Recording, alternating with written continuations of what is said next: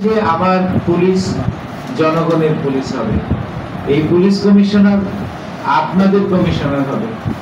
আমি police commissioner নই, আসলে পুলিশ কমিশনার এই মহানগরের 12 লক্ষ লোক। সুতরাং আপনার যে চাওয়া, সেই চাওয়াটা আমার কাজের মধ্য দিয়ে যেন প্রতিফলিত হয়, এটাই আমার চাওয়া। আমার স্বপ্ন হচ্ছে বাংলাদেশের সবচেয়ে নিরাপদ নগরীতে পরিণত করা এই সিলেট মহানগরকে।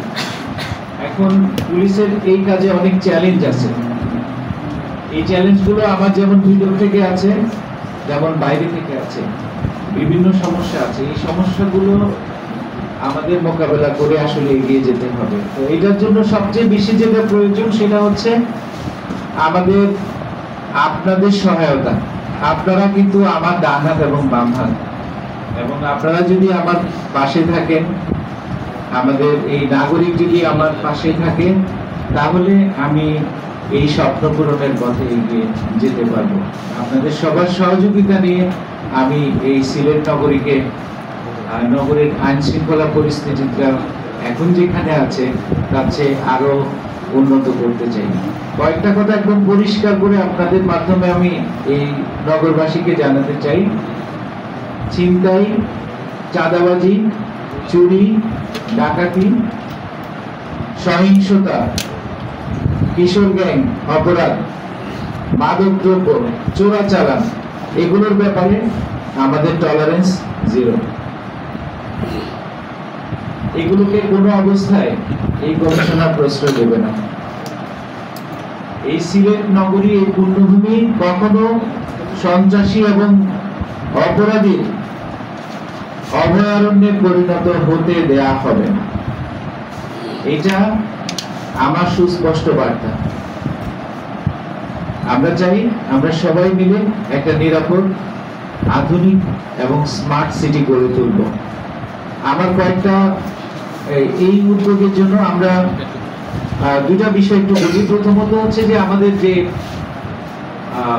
রিঅ্যাক্টিভ পুলিশিং, যেটা আমরা একটা ঘটনা ঘটে যাওয়ার পরে ব্যবস্থা নেই। একটা জায়গায় মারামারি হলো, মার্ডার হয়ে গেল, আমরা ব্যবস্থা নিতে গেলাম, ওই জীবনটা ফিরে পাওয়া যাবে না।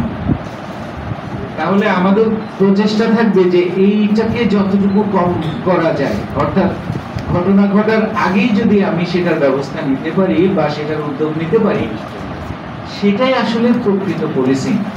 এবং আমরা আপনাদের সহায়তায় সেই প্রোঅ্যাক্টিভ পুলিশিং এর যাত্রা শুরু করব। জনতার পুলিশের যাত্রা আমি আপনাদের মাধ্যমে এই সিলেট থেকে শুরু করতে চাই। তো আমরা এই জন্য একটা প্রযুক্তি নির্ভর পুলিশিং এর কথা বলেছি। এই জন্য আমরা একটা অ্যাপ্লিকেশন করার কাজে হাত দিয়েছি। কাজটা অনেক দূরে গিয়েছে।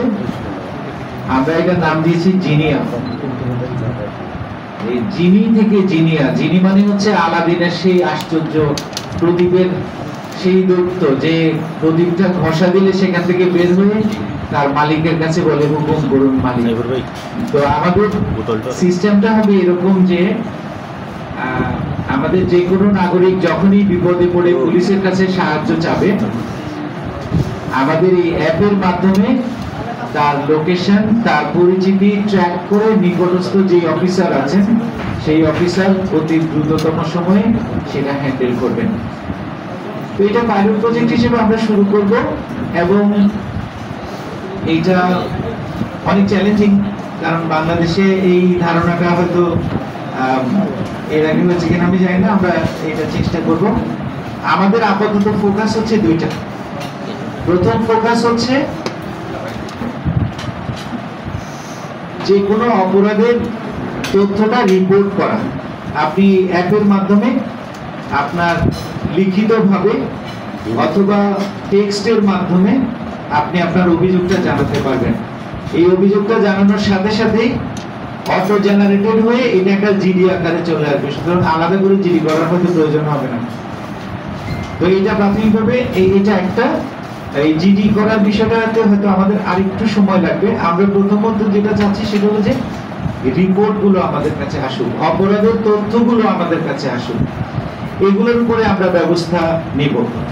আর 2 নম্বর ফোকাস যেটা, সেটা হচ্ছে যে আপনি আমাদের যে কোনো নাগরিক যখন বিপদে পড়ে পুলিশের সাহায্য চাবে, পুলিশ যেন দ্রুত সেখানে রেসপন্স করতে পারে।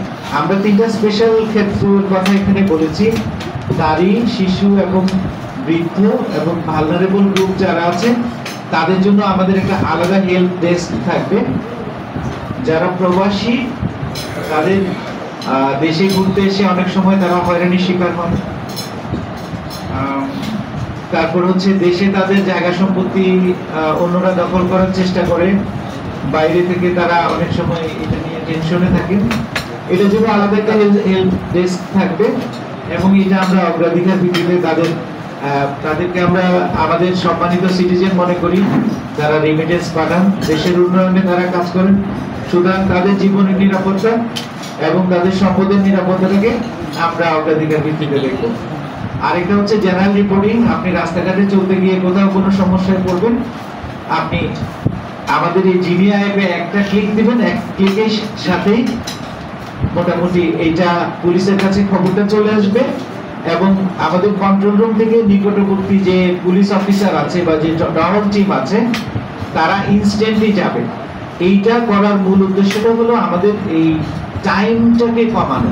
কারণ একটা জিনিস হচ্ছে যে ধরেন আমরা একটা ট্রিপল লাইনটা ব্যবহার করছি, ট্রিপল লাইনে একটা অভিযোগ আপনি যখন করছেন, অভিযোগ করার পরে সেটা সেখানে রিপোর্ট করা হয়, সেটা লিপিবদ্ধ করা হয়, তারপরে সেটা ধরেন নিকটস্থ একটা থানায় সেটাকে ডিসিমিনেট করা হয়, তারপর হচ্ছে আরেকজন অফিসারকে সেখান থেকে অ্যাসাইন করা হয়। তো এখানে সময়টা অনেক গুরুত্বপূর্ণ। এখন একজন